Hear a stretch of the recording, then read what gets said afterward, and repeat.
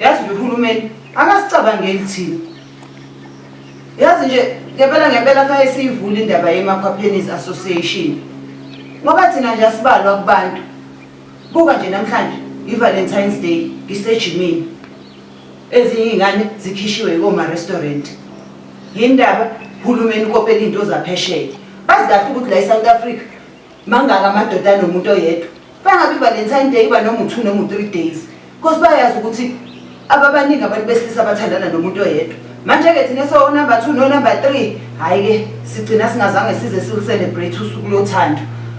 Hayi kuyadlalwa nje ngempela ngathi uhulumeni nje ngoba yena uyayiunderstanda lento naye uyazi ukuthi unabantu abaningi. Fanele list ikaqale ngabafazi bakhe kube ukuthi sine Valentine Day yokuthi celebrate uthando. Fazi wokuqala, fazi wesibili, fazi wesithathu, fazi wesi4. Ngoba phela ngeke kwenze kube legal ukuthi umuntu abe nabafazi abaningi. Kodwa futhi mesuthi usuku lothando kube 1 day in a year, hayi ngeke. Siyagqilaza nje thina soMakhwapheni. Ayimnandi leyo nto ngoba phela nathi sabantu siyathanda ukuthanda. Hayi Nkosi yami izingibusisa.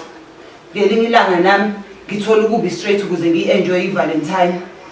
Ngoba manje ubukisa ngathi ngempela uhulumeni abantu bayasibuka nje manje. Phela nekhekhe nama levels nalo. O level 1 ibona kabakhishiwe namhlanje. Thina nje so level 2 siyajima. Hayi angisize gym ngibefihla mbe nami ngogcina ngibile straight. Kudlaliwe nje ngathi eSouth Africa kodwa savote.